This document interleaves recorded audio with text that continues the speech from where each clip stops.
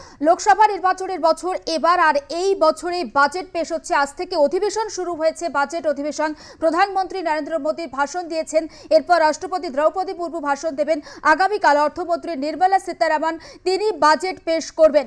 যেহেতু এটা লোকসভা নির্বাচনের বছর, তার জন্য জনহিতকর বা জনমুখী বাজেট পেশ হতে পারে, তেমনটা ওয়াকিবহাল মহল ইঙ্গিত করছেন। পাশাপাশি কর্মসংস্থানের সুযোগও মিলতে পারে। তবে বিরোধীদের উদ্দেশ্যে কিন্তু আজকে প্রধানমন্ত্রী তার বক্তব্যের মধ্য দিয়ে যেটা স্পষ্ট করে দিয়েছেন যে যারা সংসদে হই হট্টগোল করেন তাদের আত্মসমীক্ষা করা উচিত, তেমনটা বক্তব্যের সময় জানিয়েছেন প্রধানমন্ত্রী নরেন্দ্র মোদী। পাশাপাশি এবারের বাজেট কি লোকসভা নির্বাচনের কথা মাথায় রেখেই পেশ হতে পারে, ঠিক কি কি বিষয় উল্লেখ থাকতে পারে এবারের বাজেটে, আমরা কথা বলবো। আমাদের editor in chief Sujit Chattopadhyay রয়েছেন আমাদের সঙ্গে টেলিফোন লাইনে। সুজিত দা, অন্তর্বর্তীকালীন বাজেট এটি, তার কারণ হচ্ছে যেহেতু লোকসভা ভেঙে যাবে, লোকসভা নির্বাচনে নোটিশ জারি করার সাথে সাথে লোকসভা ভেঙে যাবে এবং এটা লোকসভার শেষ অধিবেশন। এই অধিবেশনকে পূর্ণাঙ্গ বাজেট অধিবেশন না বলে অন্তর্বর্তীকালী বাজেট অধিবেশন বলাই শ্রেয়। এবং নির্বাচনের কথা মাথায় রেখেও খুব একটা তো থাকে, এই খুব শক্ত বাজেট হয় না, জেনারেলি মোটামুটি একটা আয় ব্যয়ের হিসেব পেশ হবে এবং হচ্ছে যে আর্থিক যে বৃদ্ধি, যেটা প্রেডিকশন হচ্ছে 6.5% মতো মানে জিডিপি গ্রোথ থাকবে। এবং হচ্ছে যে বিভিন্ন ক্ষেত্রে ভারতের এখন যা অবস্থা হচ্ছে ফরেক্স রিজার্ভ আর কি, যেটা হচ্ছে বৈদেশিক যে মুদ্রা ভান্ডার যথেষ্ট সুরক্ষিত জায়গায় রয়েছে।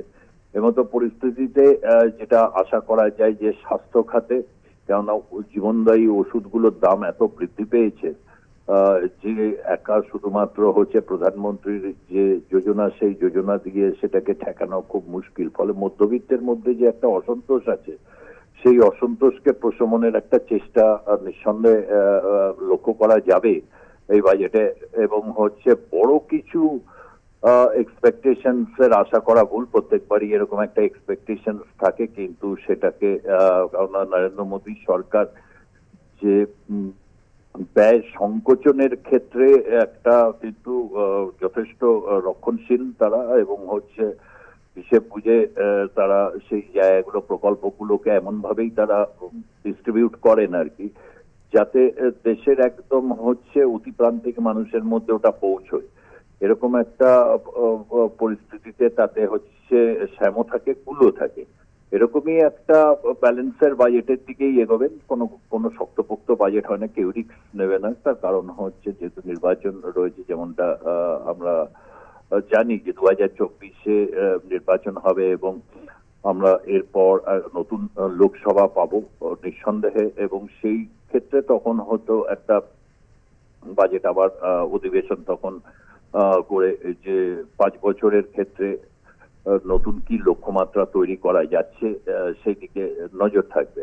এখন যা পরিস্থিতি, তাতে আর্থিক স্থিতি এখন যে জায়গায় রয়েছে সেটা একটা বড় ব্যাপার। তবে কর্মসংস্থানের দিক থেকে নতুন কিছু যদি দিক নির্দেশ না হয়, হয়তো ঘোষণা থাকতে পারে যে এত কর্মসংস্থান বা বিভিন্ন টার্গেট, কিন্তু সেটাকে কতটা তারা উপস্থাপিত করতে পারবে আগামী দিনে, এটা বড় চ্যালেঞ্জ। এবং রাজনৈতিক ক্ষেত্রে কর্মসংস্থানের বিষয়টা ভারতীয় জনতা পার্টির যারা প্রার্থী হবেন, 542টি কেন্দ্রে যে এনডিএর প্রার্থী যারা থাকবেন, তাদের কাছে এই প্রশ্নটা নিঃসন্দেহে বারবার করে ধেয়ে আসবে।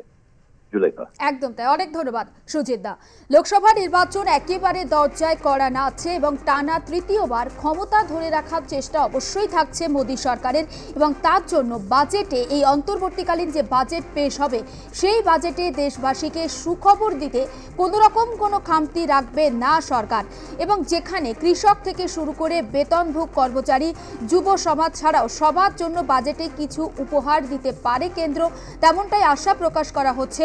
আগামীকাল অর্থমন্ত্রী নির্মলা সীতারামন এই বাজেট পেশ করবেন। এই মুহূর্তে অর্থনীতিবিদ দীপঙ্কর দে রয়েছেন আমাদের সঙ্গে টেলিফোন লাইনে। দীপঙ্কর বাবু, স্বাগত আপনাকে আর প্লাস নিউজে। চলতি বছর ভোটের বছর, লোকসভা নির্বাচনের বছর এবং তৃতীয়বার ক্ষমতা ধরে রাখার চেষ্টা কেন্দ্রীয় সরকারের। সেই দিক থেকে দেখতে গেলে অন্তর্বর্তীকালীন বাজেট পেশ আগামীকাল। আজকে অধিবেশন শুরু হয়ে গিয়েছে। মূলত কোন কোন দিকে ফোকাস হতে পারে বলে আপনার ঠিক মনে হয়? অন্তর্বর্তী বাজেটে খুব বেশি করার স্কোপ নেই, কেননা ইলেকশনে কতগুলো বাধ্যবাধকতা থাকে ইলেকশন কমিশনের। তবে যেটা আমার মনে হচ্ছে, কতগুলো পরিসংখ্যান দেবে সরকার, যেগুলো দেখে খুব আশান্বিত হওয়ার কথা মানুষকে। যেমন ধরুন, যদিও IMF বলেছে পরবর্তী বছরে আমাদের যে জিডিপি গ্রোথ 6.5% মতো হবে, কিন্তু হয়তো বাজেটে সেটাকে 10-11% প্রজেকশন দেওয়া হবে। হয়তো বলা হবে যে আগামী 3 বছরে ভারত $5 ট্রিলিয়ন বা তারও বেশি একটা ইকোনমিতে পরিণত হবে।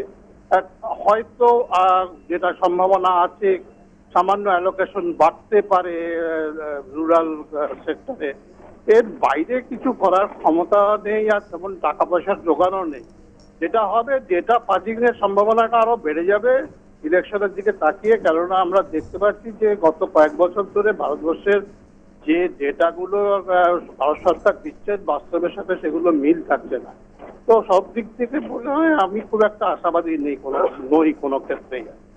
আচ্ছা, নজর থাকবে আমাদের। আপাতত ধন্যবাদ। অর্থনীতিবিদ দীপঙ্কর দে ছিলেন আমাদের সঙ্গে। এবং অন্তর্বর্তীকালীন বাজেট যেহেতু পেশ হচ্ছে এবং তার জন্য খুব একটা যে আশা প্রকাশ করা যাচ্ছে সেটা নয়, অবশ্যই নজর থাকবে।